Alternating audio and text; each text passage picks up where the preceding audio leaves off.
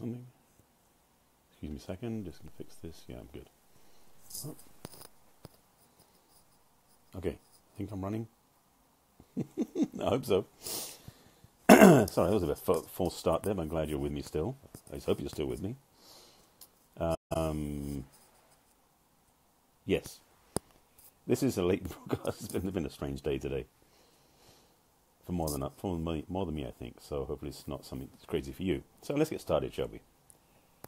My name is Barry Selby. Welcome to my daily Facebook Live. This is Messages from the Masculine to Inspire the Feminine Heart.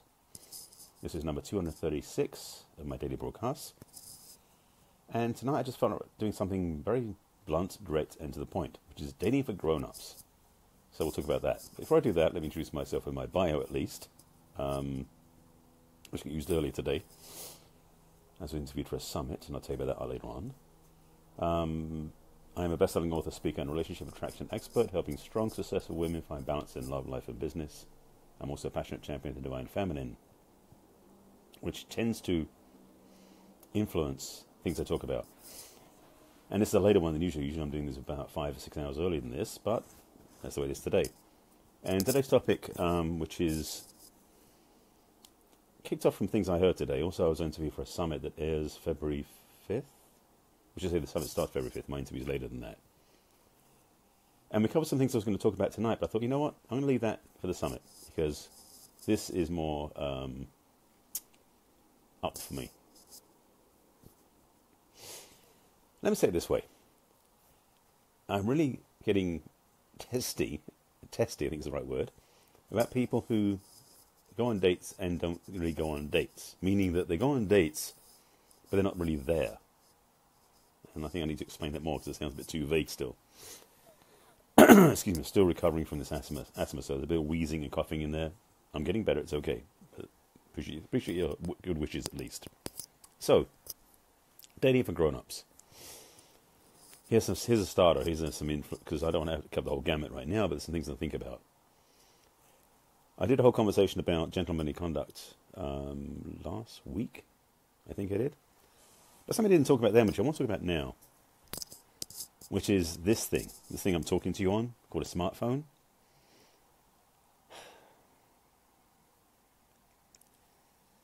I don't know how many times I've seen people out on dates, whether it's the first one or the 15th one, where both of them are facing their phones. They're not talking to each other, they're looking at each other, they're even looking at people walking by, they're focused on their phones. I frankly believe, especially if you're on your early dates, like the first 2 or 3, maybe 4 or 5, unless you're looking for a restaurant review, or using GPS to get you somewhere, or taking a picture to show, or showing a picture of your favorite pet, your smartphone should stay face down. In fact, it should stay in your pocket, or better yet, in the car, so you can be totally focused and present for your partner. I feel like I'm going so basic that everyone should know this already, but just in case you don't, this is my hint to step up. If you watch my daily Facebook Lives, you know I go a lot deeper than this usually, so this one's a very light one by comparison. And if you haven't watched my daily Facebook Lives, I invite you to check them out. But taking it deeper than that, I've got to go deeper. I can't stop just with smartphones. I was actually commenting on somebody else's post earlier today, where he said he saw a woman's dating profile, and she mentioned about if your idea of a first date is coffee. Basically, I don't remember the actual wording, so I don't try and botch it up. But basically, she had no time for somebody who wants to take her out for coffee as a first date. And my comment I put in there was, because a lot of people got upset by that, and I totally agree with them in that sense. It's like there's an old paradigm of couples where women want to be taken out for fine dining on the first date, and the man thinks if he takes her out for fine dining, spends a lot of money on her, he'll get sex. I mean, it's that black and white, that simple. I didn't put it in the comment because that was a bit too polarizing if I did that, but I'm putting it on my broadcast because I can talk about this. And it's been this thing about sex for money that's been part of the game of the dating scene for many, many years. Probably at least 30 or 40. So, dating for grown-ups raises the bar. It steps up a little bit, puts a bit of a higher quality to it. And I responded in the comments, I posted also in the comments, I should say what I said in the response to that post, was it may be a matter of semantics. Because what I feel, and I'm still sort of playing with words in my head how I'd say it, is that on the first date isn't the first time you meet. If you met somebody online, or if you find somebody online, and I have a whole different discussion about that you can find elsewhere in my broadcasts, and if you work with me, I help you with that. The first time you get together is you're checking each other out. So, daylight, public space, coffee, or somebody else posted, ice cream, something that is not expense invested, not in darkness, not alone, not in private. First date should be safe. I should say not first date, excuse me. First meetings should be safe, a place to get to know each other, and then decide after you've spent a little bit of time with each other, if you actually want to go on a real date. First dates are notoriously treacherous and challenging. Very, very few times, just be honest, have first dates worked out really well for everybody. There used to be a lot of one-night stands that came from that, which may have worked for the partners involved, but for real relationships, the first date's usually the most challenging time, because you don't know each other yet. So why not take the pressure off the first date? I'm not saying put it on, but by spreading out the energy, by meeting somebody first in a social, safe, low, what's one for? Low investment, or in a low drama environment. My recommendation for you, if you want to date as a grown-up, if you're a woman and a man asks you out, suggest that you meet for coffee. He may be relieved to hear that. He doesn't, you might say, because he's probably used to women saying, well, let's go for a nice restaurant. And if you say coffee, first of all, it makes him he'll probably relax more. Most men don't mind not spending money, to be honest. Maybe they do like lavishing money on their women, but the truth is, I think most men would like to lavish money on their girlfriend, not just on the first date. I'm seeing avenues I want to go down. I'm like, no, I'm not going there. That's a different topic. Putting the pressure off the first date by having time to get to know each other first is a healthy way to meet somebody, a healthy way to see how you interact, a healthy way to decide if you want to spend any time beyond that, and on the gentleman's part, usually money, to get to know each other further. This is not rocket science. I mean, this is basic stuff. But most people don't do this. I mean, some of the Gen Xers and beyond are more focused on the hanging out scene, which is a whole different conversation. I'm not going to get into it. It's not my area of expertise. It's not my area of preference either. I'm talking about where one person and another person want to get together romantically. Start off by getting to know each other first, and then decide if you want to get together romantically. Now, you might find on the first sip of that latte or whatever you got together to talk about, whatever you got to refresh yourselves with and you got together to talk first, you know right away they're going to be the one. Give them a chance to catch up. And, okay, I'll say this from my own experience. In the last couple of years, I've met a lot of women who I thought could have been the one. But the second time I met them, they weren't anymore. What was I looking through? What was I looking at? What lens was I looking from? I know very clearly what I was doing. I was idealizing each of those women. And it was actually a game I was playing without realizing it.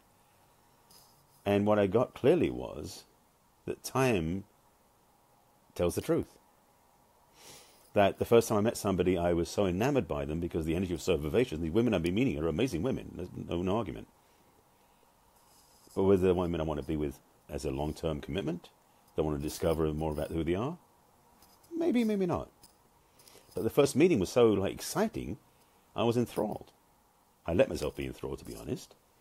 And I had the experience of excitement, exuberance, enticement, and it's a turn on. And I intentionally didn't pursue it right then. Some part of me knows better. Because the second or third time, fourth time I met them, and in a couple of cases we went out for coffee and we talked and we got to know each other better. Second or third time I met them, I got clear that my first impression wasn't accurate. I actually was making stuff up. I was putting on an appearance about them which wasn't true. So, dating for grown-ups, to get back to the title and to wrap this up, means that you choose your dating opportunities, you choose to explore and check out romantic options from a much smarter, wiser, in the present moment experience. Romance is wonderful. And it doesn't necessarily have to be perfect from the first moment you meet. Again, you might meet somebody over coffee, and before you have your first sip, you just know they're the one. In which case, what's the hurry? If they're the one, enjoy the social, sipping, talking, chatting conversation, and then look forward to the first official date where you can explore and have a great time. That to me makes sense. For the man's point of view, and I'm being selfish about this, coffee's a lot cheaper than going out to a high-end restaurant. I'd rather spend that money on somebody I want to explore committing to versus a first date, because frankly, 20 coffee dates is a lot cheaper than 20 expensive meals. And some women out there, not you, I know, but some women out there are looking to be taken care of by going on lots of first dates with men who spend their money on them. And I'm not a big respecter of that, to be honest. So there may be some other ones that'll pop up in future broadcasts, but I just want to call this heading Dating for Grown-Ups, because I hope, like me, like you, we're grown up. Let's be mature about this. Let's be respectful about this. And the first thing I dropped at the beginning, in case you joined in later in the broadcast, was if you're going up with somebody, even if it's just a coffee date at the beginning, smartphones down or in the car in your pocket, away, not be distracting from you. Now, if you are distracted by your smartphone, that's telling. Either you're addicted to a smartphone, or the other person isn't that interesting. You get to decide. But watch how you're feeling in that interaction. If you're itching to check out your phone, especially if you're itching to check out the phone to go to that dating app again, and that's extremely telling, consider what the choices you're making are. If you're itching to leave the room, that's very telling as well. If you're feeling the need to scan the room for somebody else to look at who's more attractive, that's also very telling. So a coffee date in daylight is a much smarter choice than a candlelit restaurant first time you've met somebody.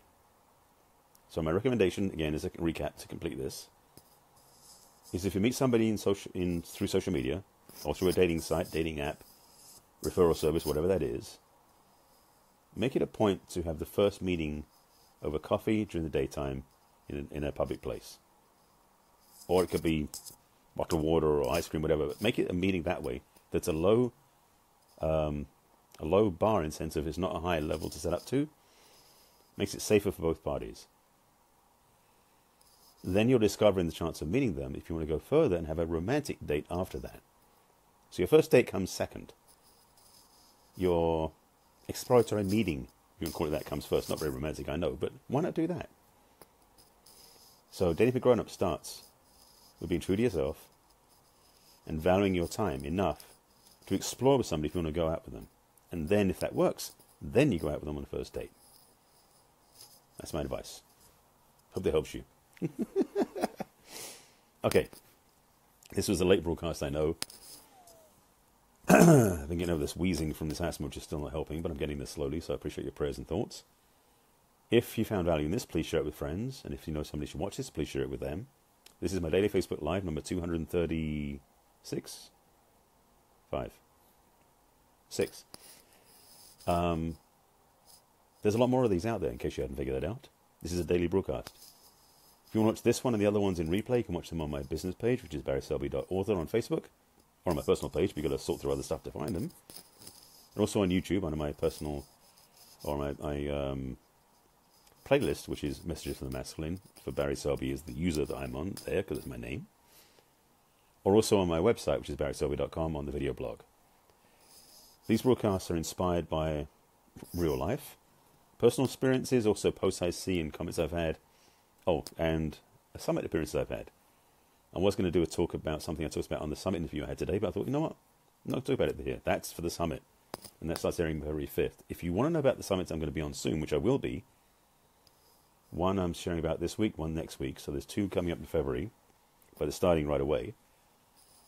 Go to my website, which is barryselby.com, On the front page, you can opt into my email list. There's also a free video series you can get by going there. If you're not already on my email list, that is. If you want to join in, go to my website, which is barrysilver.com. On the front page, you can click on the opt-in page, opt-in right there by the video. You get a free video series, and you'll be notified when I go into those summits. I've seen some of the people I'm speaking on the summit with, not just me, but other people. There's some big hitters out there, people I've studied with. So I'm saying these summits are going to be great. One of them is, it's Heal Yourself, Love Yourself, Meet Him, I believe, for women. The second one is Fabulous and Feminine Over 40. There's 2 different summits I've got coming up, which I'm going to be on, which I'm grateful for. That's it, I think. Yeah, I think it covers everything. Thank you for watching, by the way. Thanks for being with me. If you want help, you know where to find me. Social media or on my website, you click on the Let's Chat button. And as always, I invite you to please take care of yourself. You deserve the best. So treat yourself as the best so you can get it. Love yourself. Love others. Make this world a better place. I'll see you again tomorrow.